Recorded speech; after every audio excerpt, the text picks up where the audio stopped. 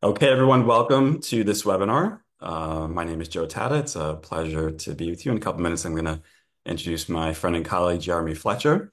Today's Saturday, October 5th, and this is a webinar called Bridging the Gap, the mental health physical therapist. So I'm going to share some slides here.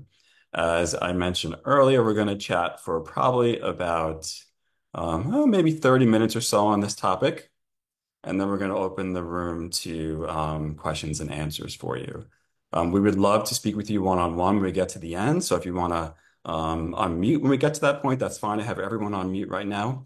You can unmute when we get to the end and we can chat. We'd love to hear your feedback and questions around this exciting topic of the mental health physical therapist. So I'm going to speak today for a little while, and then you're going to meet my co-collaborator, Dr. Jeremy Fletcher. Jeremy is obviously a physical therapist. He's worked for a number of years in physical therapy education as a professor. He has spent a portion of his career after education as the CEO of a not-for-profit that served veterans with their mental health specifically.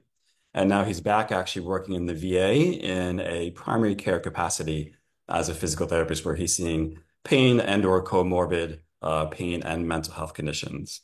So I'm excited to introduce Jeremy to you. Jeremy and I spend lots of time talking on conversations really about this topic. We're really excited to speak with you today. I'm excited to introduce you to him in a couple of minutes.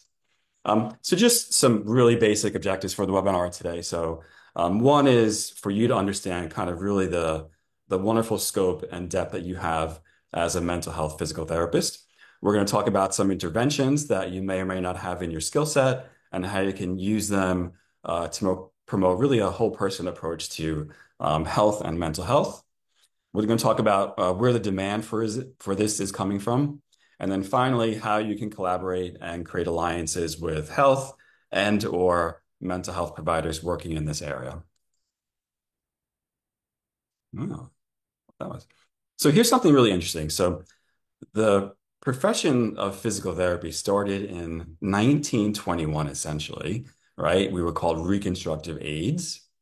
And what's really interesting is people come to me and they're like, "Oh, this thing about physiotherapists or physical therapists treating mental health is so new." And I'm like, "Well, it's actually really not." First of all, if you go back into our history, the reason why our profession started is essentially we were treating what we really now know today as PTSD. We didn't call it PTSD back then. They didn't really have that term. They called it battle neurosis. But our profession really was founded on a condition, if you will, that affected both the mind and the body. And we were the key professionals there. This happened, of course, this is even before the advent of mental health, essentially, in the United States of America. Licensed mental health professionals weren't created until I think around the 1950s.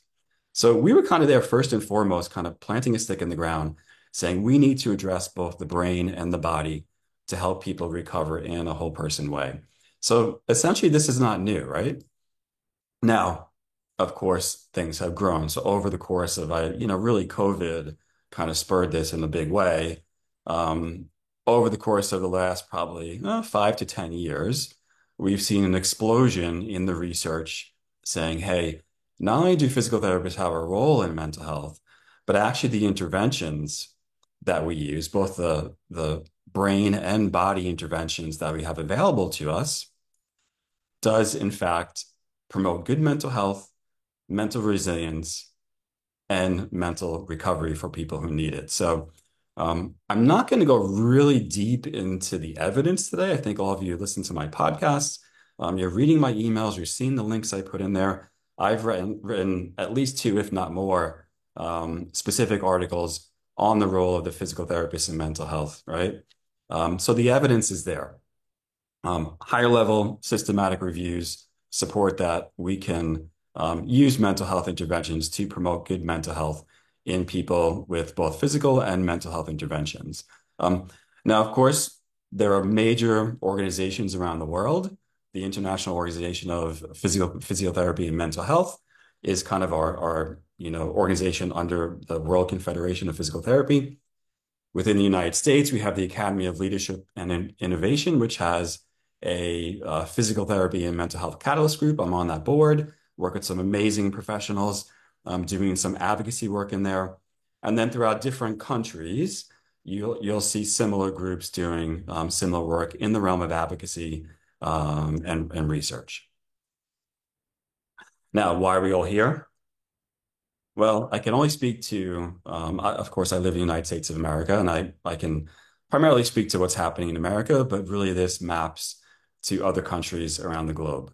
In every country you look at, there's about 20% of the population that is experiencing some type of mental health condition and or mental illness. About 5% are experiencing severe mental illness.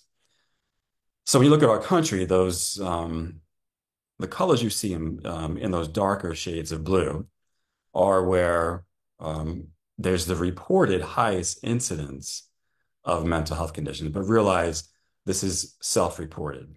So you may see actually that this is actually a higher incidence in the community, city, or area where you live. About half of those people do not receive treatment. So you see the colors in the map here shift a little bit, right? So if you look at the southern part of the United States, people really aren't receiving the care they need there. Jeremy's probably going to talk about that a little bit more. But really, just overall as a nation, I think we know that people aren't receiving the care that they need to support their mental health. Why is that? Well, primarily, it's because we don't have enough mental health providers. So about 150 million people, which is about half of the people who live in the United States of America, live in an area where there's either a shortage of mental health providers or there's no mental health provider at all. We have an estimated deficit of about 20,000 psychiatrists and probably about 60,000 psychologists, counselors, or social workers who are working, one-on-one in a counseling capacity. Now, the thing about that data is it doesn't account for providers who are accepting or not accepting insurance, those who are out of network, those who are potentially retired or only work in an education or a consulting capacity. The data is kind of, quite cloudy, but I think the take-home message with this slide is that there is a tremendous gap in mental health care in our country, and that as physical therapists, we can serve to start to fill the gap. Now, as I mentioned before, I wrote papers around this, but of course, I'm pulling from other people's research. Both the World Health Organization and the American Physical Therapy Association recommends that non-specialist mental health providers, which we are as physical therapists, can actually fill that gap.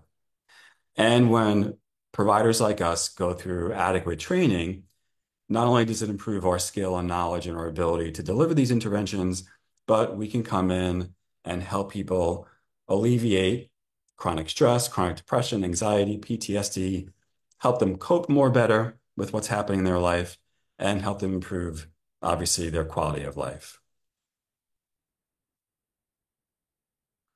So for some people, the idea of a mental health physical therapist is new, and they don't really understand kind of what this is. So I want to go through 3 key slides here, and then I'm going to turn it over to Jeremy for a case study. So mental health physical therapy is not just one thing. It's either one or a combination of 3 things. So it could just be a physical health approach. It could be a psychosocial approach, or it could be a specific psychotherapeutic approach. And let me kind of go into those one by one. So a physical health approach is probably what most of you are doing right now. This is your traditional physical therapist who is treating physical impairments and prescribing exercise and or physical activity. There are others who are going further than that, and they're bringing in lifestyle interventions like sleep, nutrition, stress management, social connection, and then hopefully educating people about the avoidance of unhealthy substances. So all that is kind of what you see as the base of the pyramid here, or would fall under lifestyle approaches. And those have their place, right? Then there's a psychosocial approach. So that's either preventing a mental health condition from happening and considering the influence of psychological and or social factors. Again, all of you have heard the term biopsychosocial. So this is typically someone comes in with pain and they have, let's say, fear avoidance. And you realize if you don't address that fear avoidance, it could potentially turn in to a mental health condition like depression and anxiety. So this is getting to people early, so to speak. Then there's mental health physical therapy, which is a specific psychotherapeutic approach. So here, the physical therapist utilizes low to moderate intensity psychological techniques. They can be used alone or in combination with other interventions. So those are cognitive techniques, behavioral techniques, emotional techniques, and or somatic techniques. And most professionals I know who are doing this, like Jeremy, are using a combination of the four that you see there on the slide. And what really differentiates this slide from the two previous is that physical therapists who are functioning in this capacity may spend the entire session or maybe more than one session just on one or four of these factors. And of course, you may be integrating these with other physical or lifestyle interventions that you're using. Okay, so with that introduction, I'm gonna turn it over to Jeremy. Jeremy is going to go through a case presentation that demonstrates how he does this or how he approaches this in his primary care physical therapy practice. Jeremy, all yours. Thanks, Joe. Appreciate it. And I'm always in awe of how you're able to take some really complex topics and bring them down into a level that makes it easy to understand. And appreciate that. It's really, really helpful to give everybody some context for this presentation. So I'm going to take one moment logistically to bring up my PowerPoint presentation and then share my screen on my end.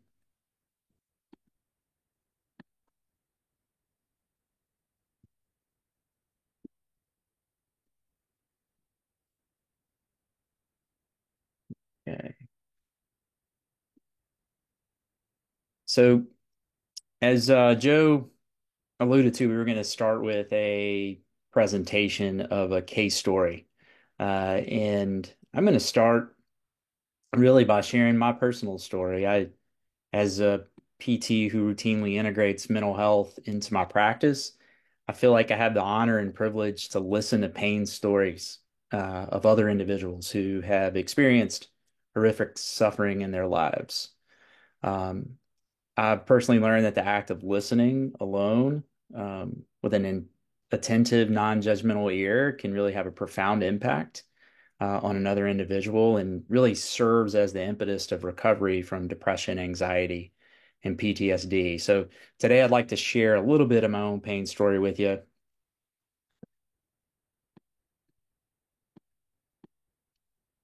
So I grew up in one of those states, actually, that Joe was showing there in Louisiana.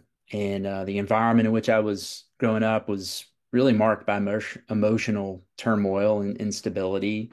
I experienced a lot of emotional abuse, emotional neglect, and had a tremendous amount of household dysfunction as well. So if any of you are familiar with the adverse childhood experience scale and score, mine was about a 7, which meant that my nervous system was essentially primed to become pretty overactive, anxious, and unstable, really, in the face of threat and danger. And kind of retrospect, I've really learned that through these experiences, I've developed a really deep, innate desire to protect others, which is actually a positive trait and sort of a protective instinct that was born, I feel like, out of kind of a sense of vulnerability for myself. Also learned early on that to feel good, I needed to achieve goals and become valuable to others, often depriving kind of my own sense of self and really for the sake of others.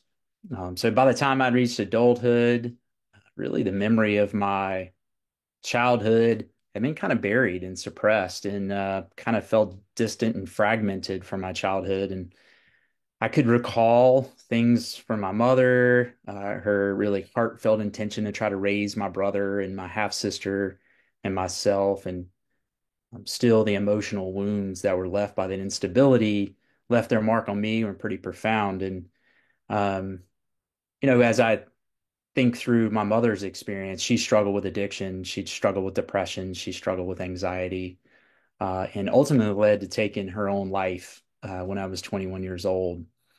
So it really was a moment that defined me, and it also helped to kind of shape the next steps on my personal recovery journey.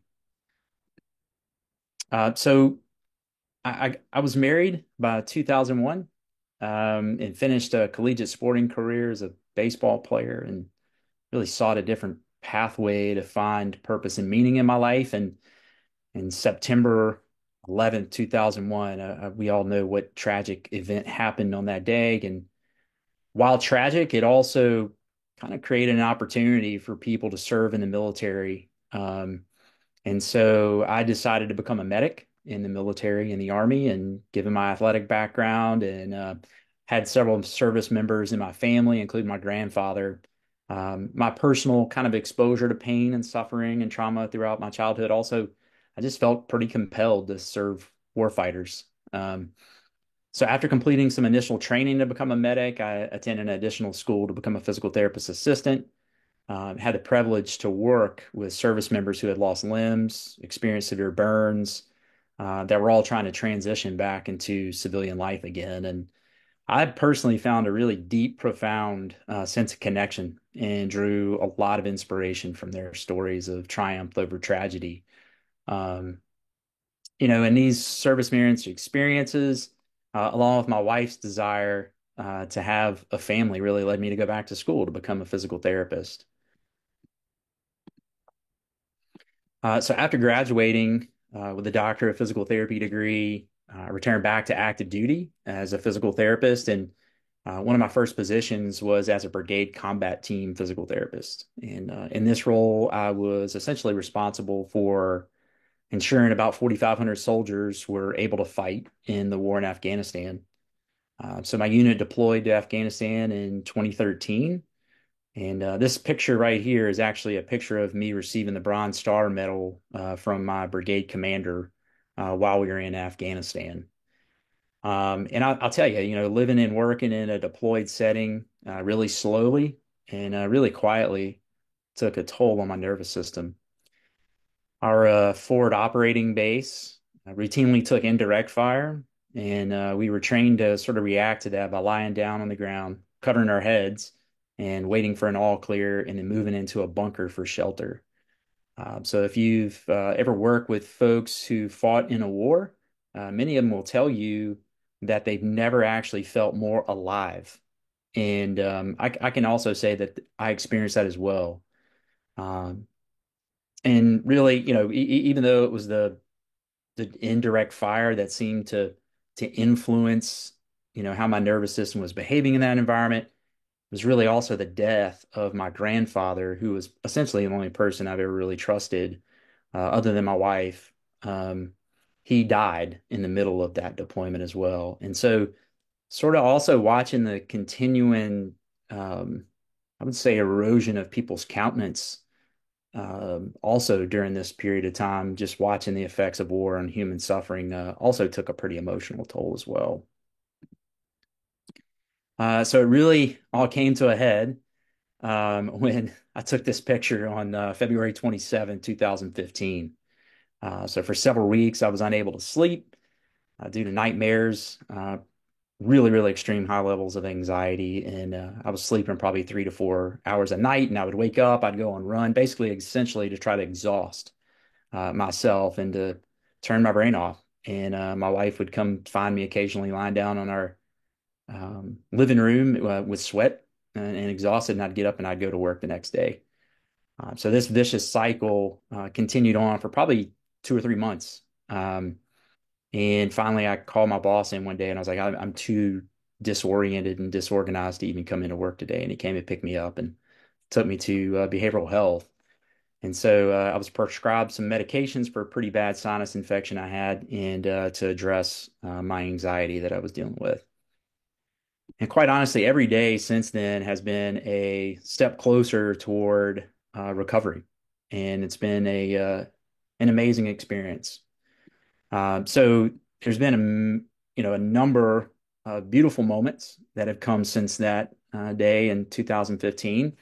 I've been able to, as Joe said, help others navigate through mental health and substance abuse, veterans especially through the development of a nonprofit organization, um, which has led to some beneficial things for me and allowed me to make a different impact in a new way. And really, that's what I'm here today to do, is to try to have a positive impact on our profession. Because of those experiences that I've had in the past, personally, professionally, it sort of led me to try to say, okay, well, how do I start to integrate these lessons that I'm learning in my own life and help others navigate through mental suffering? And so it's really now an amazing honor to do that. So I want to share another way in which I'm helping people do that through what Joe has described as mental health physical therapy so well. So I want to briefly do that through a case study, and this is a guy who is a Coast Guard veteran who flew. He's in his mid 40s. During kind of the height of his career, he was flying in a rescue mission, and and if you know anything about the Coast Guard, they fly in some really high intense situations. Many people call these rescue swimmers that they're deploying to these situations and scenes as sort of the hands of God. That's what they consider them to be because they're essentially reaching down to rescue somebody. And so this person flies those individuals to those locations and was on a rescue mission, felt a really sharp pain down the leg and the back. Um, and then the subsequent care that he received, quite honestly, after that was pretty poor. So he had some imaging, had some prescribed medications, limited his duty, and he just never fully recovered. And this has been going on for about 10 years since that particular incident. And so he had also, when he came to me, he had like 3 attempts. Many of you probably have met folks like this where they had failed attempts at physical therapy. And and I put physical therapy in quotes because what we might think of traditional physical therapy. Um, so you probably all have seen something similar to this, I'm sure, in your particular practices. So some of the screenings that were done in his case is I routinely use the optimal screening for prediction of referral and outcome tool, OSPRO yellow flag tool, which identifies several characteristics that influence someone's pain. And so here's things that he had screened positive for. So he had screened positive for fear avoidance, kinesiophobia, chronic pain acceptance, pain self-efficacy for rehabilitation, depression, and anxiety. Now, what's interesting about those things is there are things that we want to see go up. We want to see self-efficacy go up. We want to see chronic pain acceptance go up. And there are things that we want to see go down. Right? We want to see these types of depression, anxiety, fear avoidance, kinesiophobia. We want to see these things go down. In this particular case, I chose some mental health physical therapy intervention strategies. Um, so many of you, I'm sure, build Therapeutic Alliance. I do that often through the use of my own pain story. And the occupational therapist that Joe alluded to from 1921, they used to use and still describe what they call the therapeutic use of self. And it's sometimes using self-disclosure as a tool to build and enhance Therapeutic Alliance. So I'm really blessed to be able to use that tool in my clinical practice. Also use mindful movement. Um, in this particular case, I'll explain a little bit more about what that is and how that was used in his case. Then we talk about value-based activities, cognitive processing therapy. It was something I actually used in his particular case that was one of those behavioral and cognitive techniques. Um, and then also exposure therapy. So those are some of the intervention strategies that were employed in his particular case. So I'm going to go session by session now. Um, I met with him from anywhere from 30 to 45 minutes. The initial exam was about an hour. And this is actually the first treatment session is what you see here. So the initial exam, and then this will be the first treatment session. Um, And so there was only a total of 5 sessions over the course of about 10 weeks. So we met once every couple of weeks. I I continue to emphasize the utilization of therapeutic alliance and building a relationship, a therapeutic relationship, so that he felt safe, he felt comfortable, didn't feel stigmatized either for seeking help, which is common, especially in men in the military. So I would use psychoeducation as well. That's really trying to help him understand the relationships between what he is experiencing physically, mentally, and really trying to build confidence in his own knowledge and capacity around how he's experiencing pain. Mindfulness, many of you may be aware of mindfulness and may use that in your practices already. So we did one mindfulness exercise. Um, I feel like that's one of the foundations of my particular practice. And then I gave him a home exercise program, which was mindfulness. So I didn't start with movement. I started with trying to develop a sense of awareness for him as to what are the thoughts, the emotions that are coming up for him as he's moving and as he's moving through day-to-day life. Um, One of the most effective strategies that I've been able to use personally, but also the literature points to is being able to develop kind of a self as context within the framework of acceptance and commitment therapy. So mindfulness is really helpful to do that. So again, the second session used therapeutic use of self, um, provided additional psychoeducation.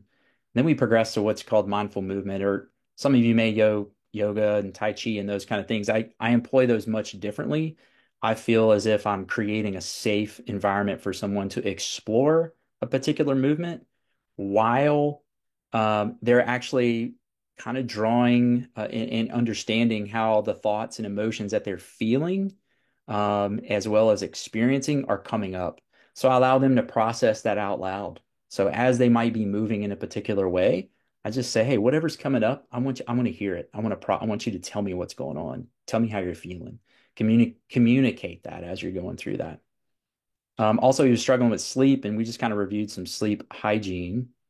And then session three again was some cognitive processing therapy. So actually, he had some particular instances where he realized as he was doing these deep breathing exercises that were a part of the mindful movement strategies we were using, he then began to see these connections that he was having from his past experiences to what is happening in the present.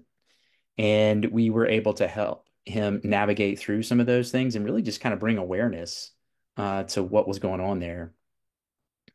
Exposure therapy is many of us may be aware of graded exposure, but anxiety, is one of those fear-based mechanisms that we need to gradually expose ourselves to in order to build confidence and gain confidence over that movement again. So those are some strategies that were used, and then of course I use mindfulness again to help really uh, move him back into a sense of safety because those are activating events as you move through cognitive processing and exposure stuff. They can be very activating for folks. So that's something that we were using to kind of help calm the nervous system a little bit. And he started to draw some distinctions for himself on some nutritional things and had some questions. So we talked about that and gave him some information on that. Again, we employed a little bit more exposure therapy. And by this time, he was feeling pretty empowered. He was, this was a new experience for him from a physical therapist perspective. I think he was a little in shock and awe that someone was working in this way, and really started to feel empowered at this point to take ownership over his life, and his quality of life as it relates to his back problem. And so we started with, really assessing what his values are. What are the things that are most meaningful to him in his life? And then said, hey, how does this align with the things you most care about? So we moved through that. And then finally, on the last session, he was doing extremely well, felt empowered and ready to discharge. He kind of walked in the office like, hey, I think this might be the last time I need to see you. I was like, yes. I mean, I was super excited whenever he said that. So we kind of moved to some goal setting and then also moved to contingency planning, which is essentially how to help someone whenever they have flare-ups and just kind of develop a plan on how to address that. So that kind of provides a little bit of summary of what our intervention strategies were. And, I did send him an Osprey yellow flag screening tool about 2 weeks after that for him to complete.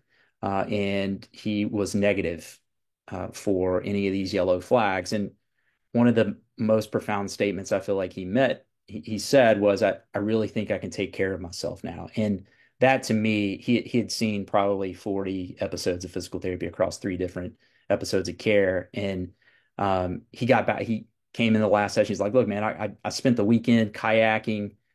He was like, I was out on my farm. Like this guy was really engaged and really empowered. So it was a powerful testimony to me of how I can no longer practice the way that I used to practice. And my life experience have transformed that as well as the people that I'm working with every day. So appreciate the opportunity to speak here today. Thanks, Joe.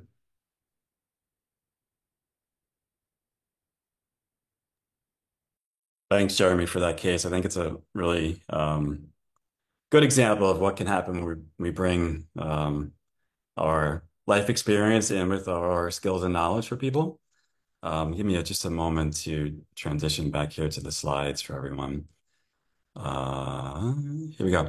So, as Jeremy's talking, you're probably thinking about scope of practice, right? Because as you can tell, Jeremy's got a really wide and deep, really personal scope of practice. So the things that he's learned and experienced with his own lived experience, and then obviously professionally, all starts to get weaved into this thing we call mental health physical therapy. But I want to make sure we take a moment just to clarify and go through what a physical therapist scope of practice is, because there's some confusion around it when we start to talk about mental health physical therapy. So um, when you look at scope of practice, it has three parts. There's your professional scope of practice. There's your jurisdictional scope, which is also called the state scope. And then there's your personal scope. So I want to go through these kind of one by one so there's clarity around this. So the professional scope is really what happens at the level of the American Physical Therapy Association, and obviously what gets kind of carried over into our DPT program. So this came out around 2020, where the American Physical Therapy Association published this policy from their house, which is called the House of Delegates. And in there, if you kind of look down where that arrow is, it says that physical, behavioral, and mental health are inseparably interconnected with an overall health and well-being. It is within the professional scope of physical therapist practice to screen for and address mental health conditions, essentially. You can obviously do that if you're alone in your own practice, or you can consult and co-manage with other health. So when I say health, that could be a primary care physician or mental health providers like a psychologist and or a psychiatrist. So mental health is within our professional scope of practice. Then you kind of have to, people say, well, what happens in my state? Well, every state has their own jurisdictional scope of practice. And in general, they really say the same thing, essentially. They say that physical therapists are responsible for examining, evaluating, testing, essentially disability, if you will. So that key word there is disability or health conditions, right?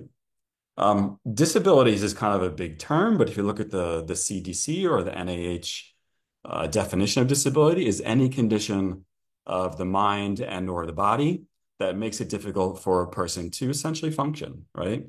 So we see that every day. And I think just, knowing that physical health and mental health are not two different things, they're actually one thing, right? We all have our own physical and mental health that we're working with. Your patients all have their own physical health and mental health that you're helping improve as well. So this is in your state practice as well. There are probably I think about 50, because I've read all the state practice acts at this point. I think there are about 10 state practice acts that specifically say mental health, but just realize that disability in and of itself is that broad umbrella term, or disability and or other health that encompasses all of that. So it's in your professional scope, it's also in your jurisdictional scope. Now, the one that people kind of glance over is your personal scope. So each physical therapist has their own personal scope of practice. So your personal scope are the activities for which you have been educated, trained, and are competent to perform. So for example, just because dry needling is in my professional scope of practice, it doesn't mean that I'm going to necessarily go and order a kit of dry needling and start, needling all my patients, so to speak. I've never taken a dry needling course. I have no education or training in dry needling, so it's outside my personal scope. So if I want to do that, I need to go obviously seek appropriate education and training to do that. And watching a YouTube video is not the way to obviously go about that. And of course, working with people's mental health and well-being requires training as well. So, in this area of mental health physical therapy within your personal scope, the questions you can ask yourself is, have you completed any specific mental health training in specifically mental health physical therapy? Do you have proof of competency as a mental health physical therapist? Because if you're going to, let's say, walk into a psychiatrist's office or a psychologist's office and say, hey, I'm a mental health physical therapist and I can help support your patients with comorbid mental health conditions, they're going to want to know, okay, well, one, how do you do that? And two, where did you learn to do that from, right? Did you go through some type of valid training and competency for that? And then finally, some of you, all of us, actually have some baseline skills in this area, but what are the skills you need to improve or to become a specialist in this area? And I think that's really kind of the key there is all of us come with some baseline knowledge and skills out of PT school, but this is kind of really a specialty area, and you need to have additional education, training, methods, tools, techniques, therapies to use with this particular patient population. So I'll leave that there, slide up there just for a moment. You might want to screenshot that. You might want to kind of write that down because, as I said, as we kind of like go through this, um, yes, it's in your professional scope, right? That's clear. Yes, it's in your jurisdictional scope. Everyone is seeing comorbid mental health conditions, whether you realize it or not, right? Treating mind and body. But the question is here is, where are you along that trajectory of kind of skill and competence? And, as professionals, lifelong learning is what we're a part of, right? So we learn over time. We take courses, we take certifications. Obviously, we practice and we become kind of more proficient at what we're doing. Now, as you know, obviously, Jeremy's passionate about this topic. I'm passionate about this topic. This is an area that I've grown into, I think starting with chronic pain, because there are a lot of overlaps, but you realize that mental health is obviously different than the treatment of chronic pain. So it requires different tools and different techniques, and really different mentorship and support as well, from people with experience in this area. So with that, Jeremy and I have created a certification program called the Mental Health Physical Therapist. So there's nothing quite like this out there. We believe that we've created the first certification in mental health physical therapy for the physical therapist. So I kind of want to walk you through what this program entails, and then we're going to open up to questions at the end around anything about our presentation today.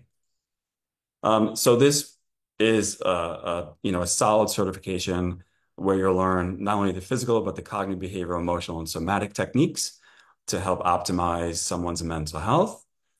This is specifically for PTs and PTAs, but we welcome anyone into this training, and it's worth 32 CEUs. So you'll earn 32 CEUs by the time you're done with the certification. The certification is broken up into three components. So the first component are what are called mental health foundations. The second component of the training are the mental health essential skills. And then finally, the third component is mental health mastery. And, both Jeremy and I have kind of brought our knowledge and skill together in this area. Obviously, we've taught this in DPT programs to a certain aspect. We're lecturing at state and national and international conferences on this topic. So we've kind of tested this over the course of probably a decade in lots of different, PT areas, so to speak. So let me kind of go through what this is kind of piece by piece. So the first component, the mental health foundations component, is where you learn to screen and differentially diagnose health and mental health conditions. 6 hours of this is self-paced. That means you can obviously go through it on your own at your own leisure when you have time. At the end, there's a 2 hour live integration session where you obviously hop on a live Zoom call with Jeremy and I, so we can integrate what you learned in the foundations component of the training. That's 8 hours total. That happens over a course of 4 weeks. And all of this is starting on November 3rd. So we're going to give you a couple weeks to, kind of look at your personal schedule, set up some time where you can start to study and plan to learn and hang out with us. But this component here is 8 hours total. The second component, the mental health essential skills. So now we kind of go into the specific cognitive behavior, emotional, and somatic techniques. Again, this 4 hours of self-paced work where you can go through it on your own.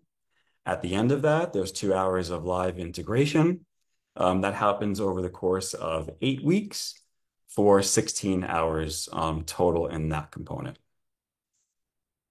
And then finally, at the end, there's the mental health mastery. So this is a 1 day live training where we go through the experiential component of it. So this is the live, practical, hands-on.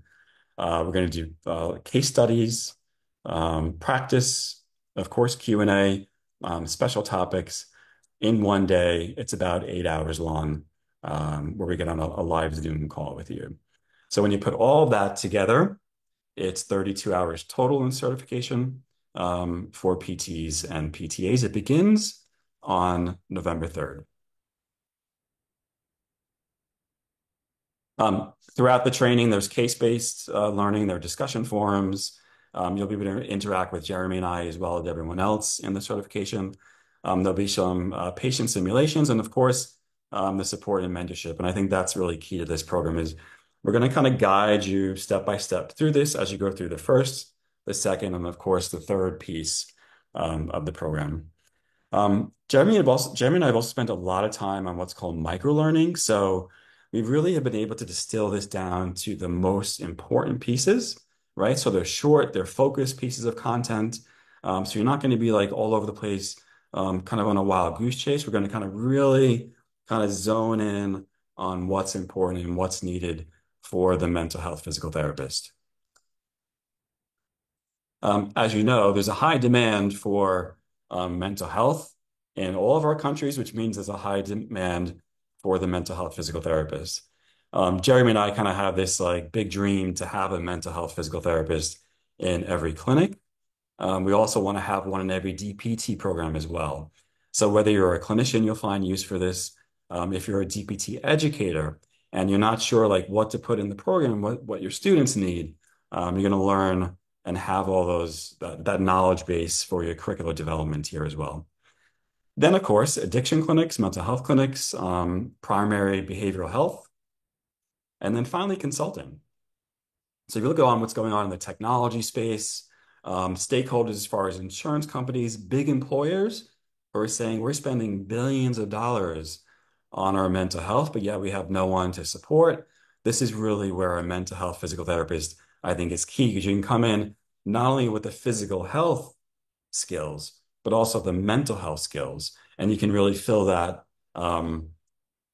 gap really where employers and other stakeholders are losing money and they really want to kind of fill that gap so they can have not only healthy employees, but of course, profitable and impactful businesses with that. Career benefits for you. Obviously, you're going to expand your personal scope. You can have more treatment strategies to use with your patients and clients. This will put you at a competitive advantage, both in the physical therapy realm as well as the mental health realm, and then potentially increase earning potential where you have more specialized services. You may be able to charge higher rates if you have cash-based practice, creating programs, and of course, attracting more patients. And don't forget, collaborating with other health and mental health providers. Um, we didn't talk too much about special populations. Jeremy, of course, touched on veterans, but realized the populations that need this most are children and adolescents, veterans, people with chronic pain, Black, Indigenous, and people of color, the queer community, older adults, women and immigrants. All these populations are underserved, so you can come in and serve these with your certification. People reach out to us all the time and say, "Hey, I love mental health. I'm finding I can help people with their mental health. Should I go back for a master's in counseling or a PhD in psychology?"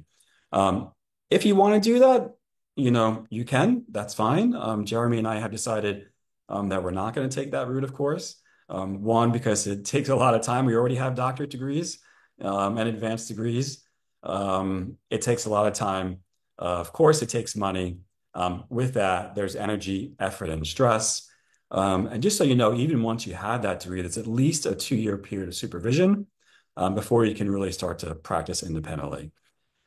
Really, what we've done here is we have said, okay, we're happy being physical therapists. That's what I want to be. That's how I self-identify. But I also want to help people support and improve their mental health.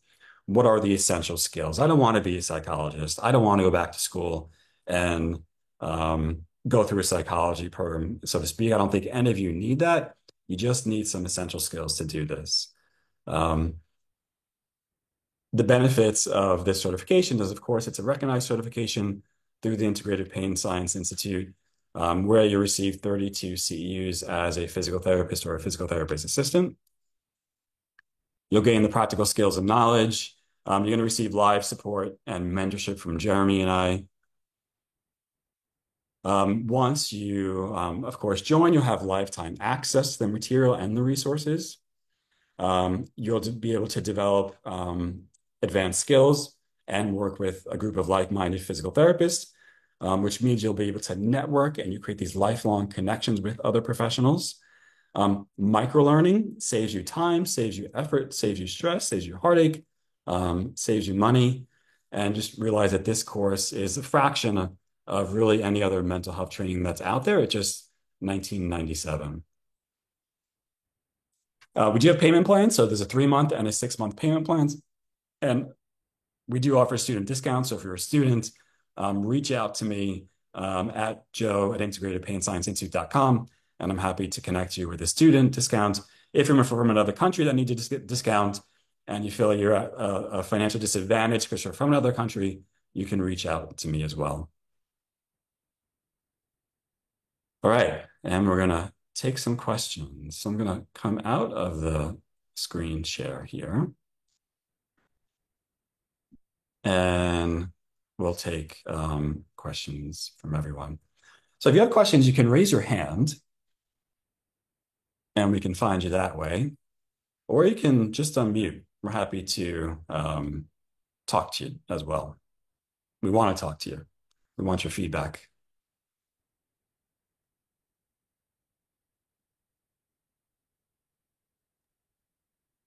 I have a question.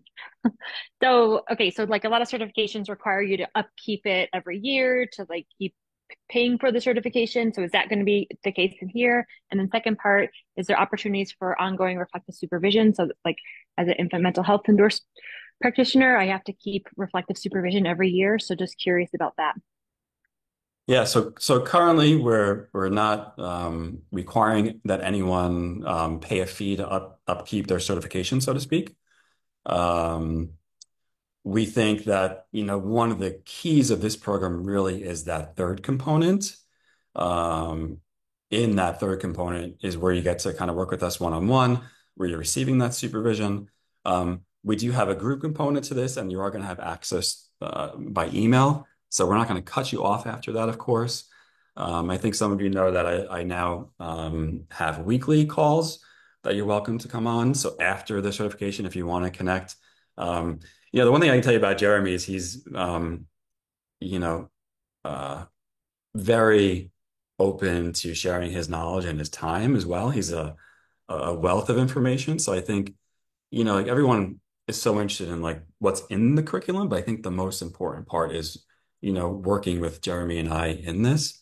Um, do we see things that can happen after this? I think, sure. I think there are going to be components that we may add to this program. If we add anything to the program, you'll have access to that because, like with all my courses, you'll have lifetime access to it.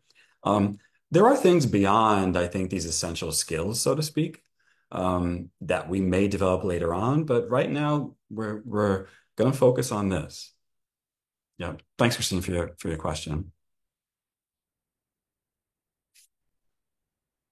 You Hello, can, Joe. yes. Can you hear me? I'm up at, oh, are you talking with Chase first or me? Why don't you go first, Natalie? You raise your hand. Okay. Yeah. Hi, good morning. This is my Saturday face. Hi, Joe. I met you a couple weeks ago in Burlingame, so nice to see you again.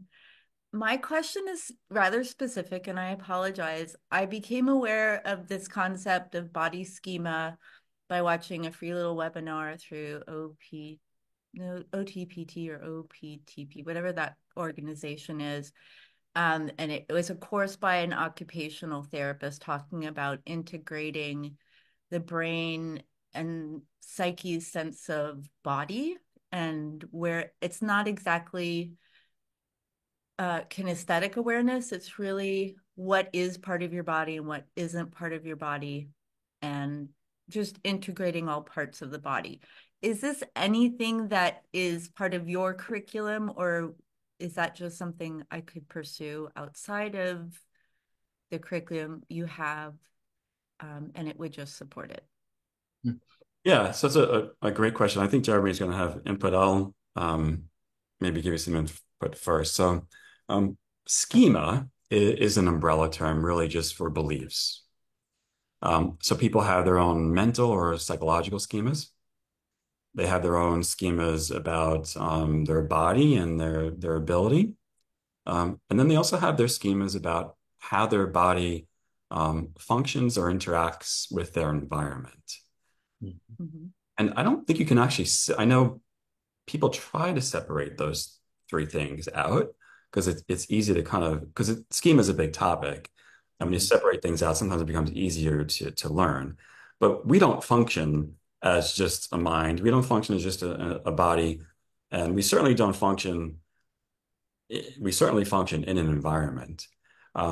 So when I talk about cognitive, emotional, um, somatic, and behavioral components of care, all those things encompass schema or what someone might talk about as schema. Jeremy, you want to chime in on that?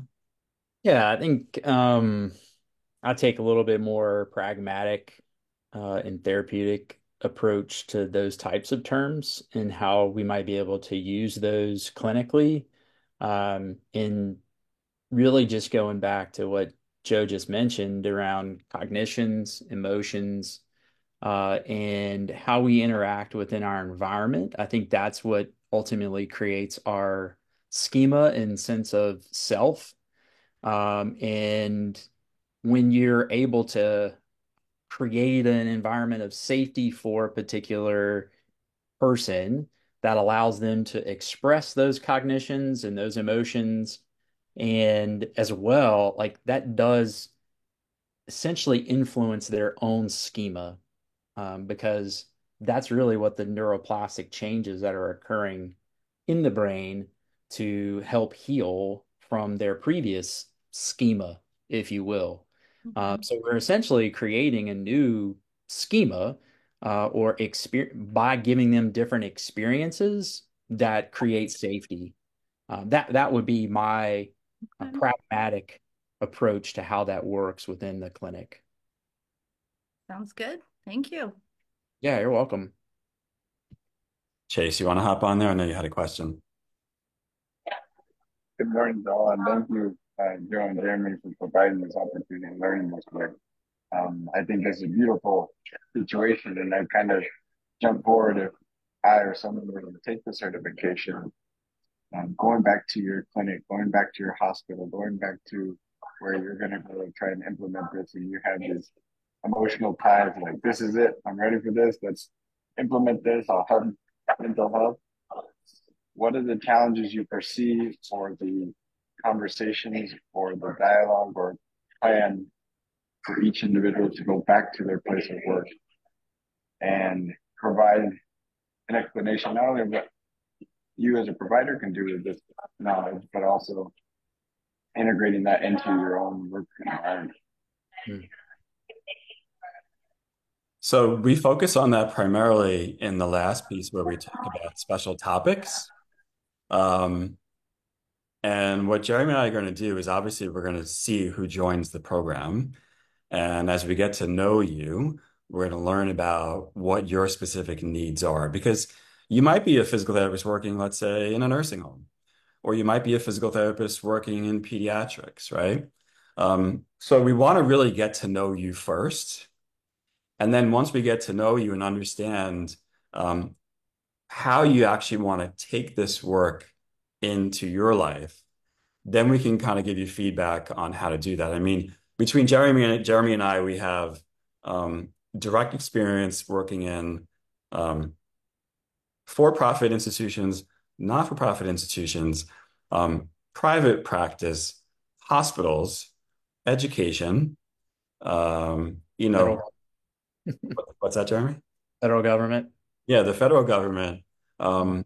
We've straddled not everything. Of course, we can't be everywhere, but one of the reasons why I invited Jeremy into this is because he's a really good complement, I think, to my skills and ability, things that I don't have, he has.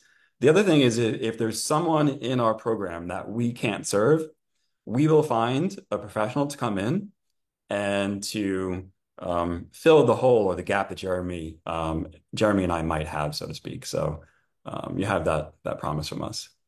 Yeah. And here's the other thing. Chase.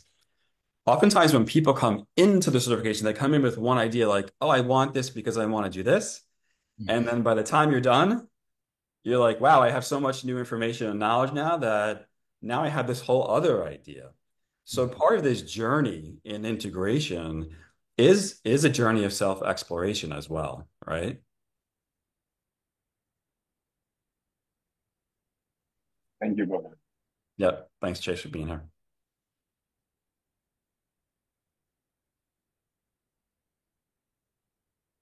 Anyone else with questions, you can raise your hand, unmute.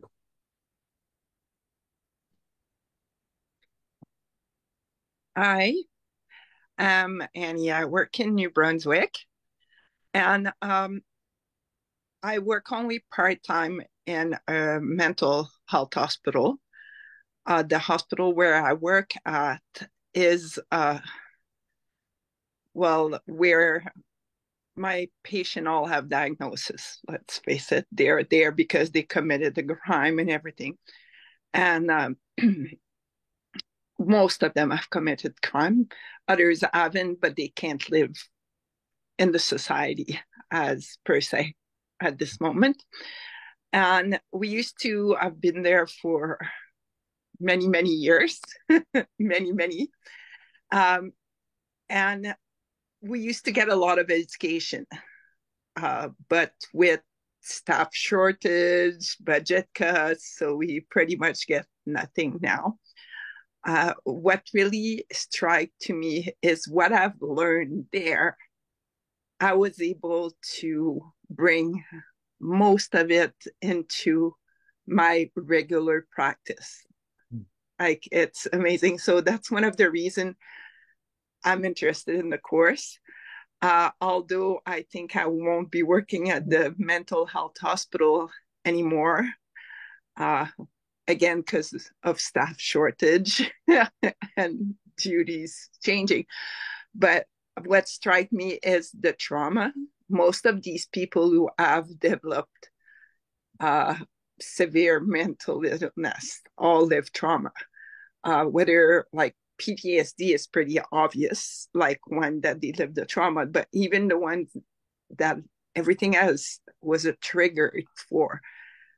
I'm thinking if I had lived the life when I read past history of my patient or their social history, I would have probably developed schizophrenia or whatever else they might have. And it also, having such courses that I did in the past, which is not a certification, but it's knowing more and things they used to give us. Whenever I see a youth, it really, really helped.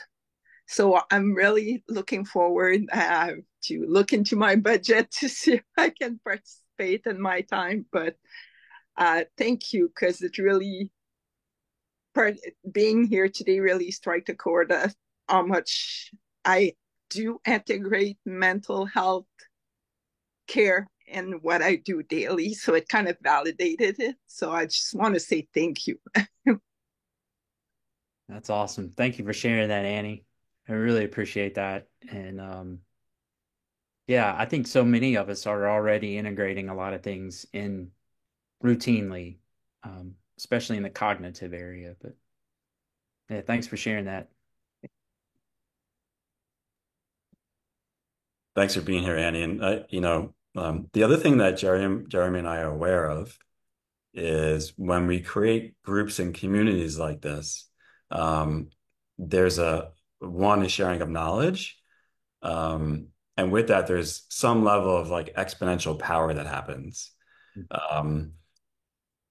You're going to learn a ton from this certification.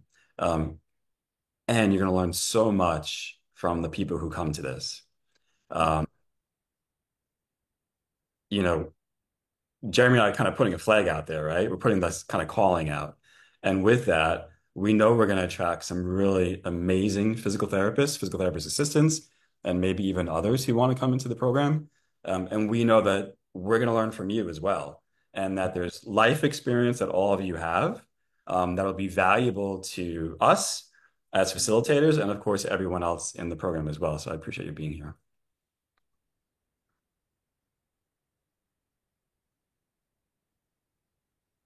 My name's Deanna. I just have practical questions, like the dates of the live sessions.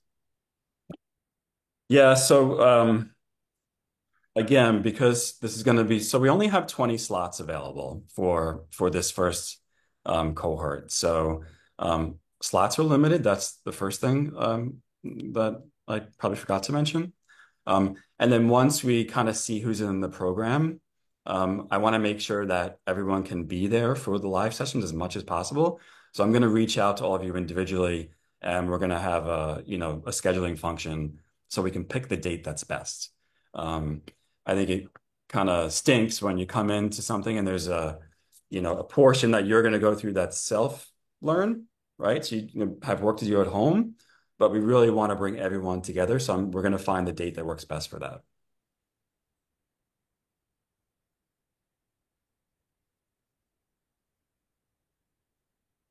And we're aware of holidays and we're aware of school vacations and kids and things like that. So we're going to keep all that into consideration. But it starts, so all this will start November 3rd, which I think is a Sunday.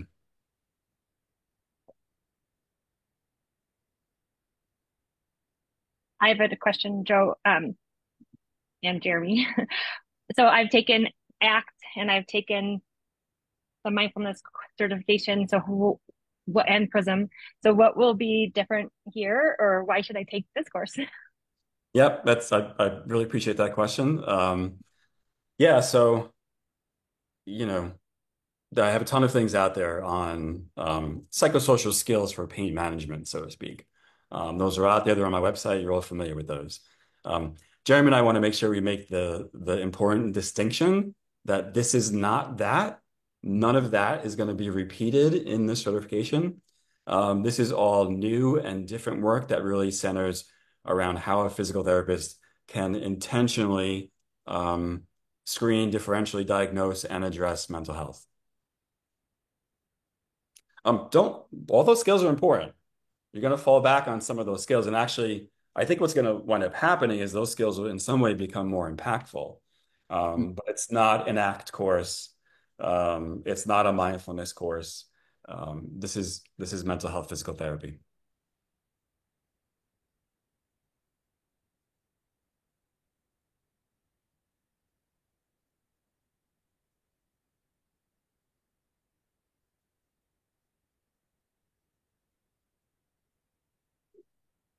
So appreciate all the positive feedback in the chat thread for both Jeremy and I and this course. Yeah,